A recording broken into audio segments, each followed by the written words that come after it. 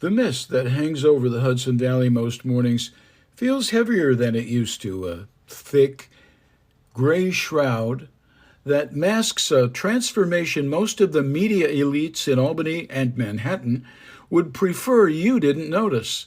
It's been called recovery, but for those of us walking the streets of the Tri Cities or the quiet corridors of Saratoga, it looks much more like a controlled demolition of the lives we once knew.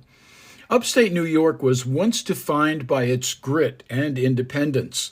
Now that distant pandemic of more than 5 years past has been repeatedly used as a convenient veil to usher in a more clinical reality.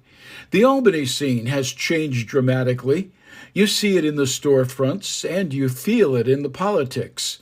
There's a new kind of tension in the air. Walk into any local haunt, places like the legendary Graney's Bar and Grill, Mr. Bumble's Cafe, any Stewart's, you'll sense it. The laughter is there, sure, but it's guarded. The new normal, rarely referred to as such these days, is a psychological one. We've been conditioned to look at our neighbors as potential vectors rather than friends. Thanks to the pandemic, state and local government, once distant downtown bureaucracies in the Capitol and City Hall, have moved into our living rooms, our schools, our cars, and our businesses. They haven't left, and they don't intend to.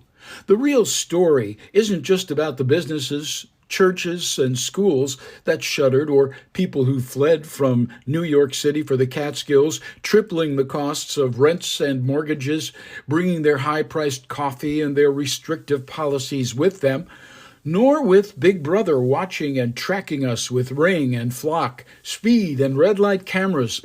The story is the quiet erosion of the upstate spirit.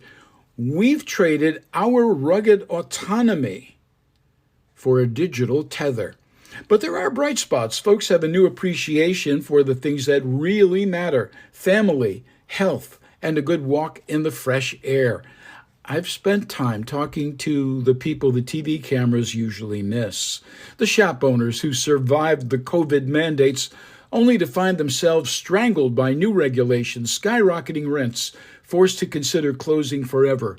The parents who realized during those long months of remote learning exactly what was being whispered into their children's ears.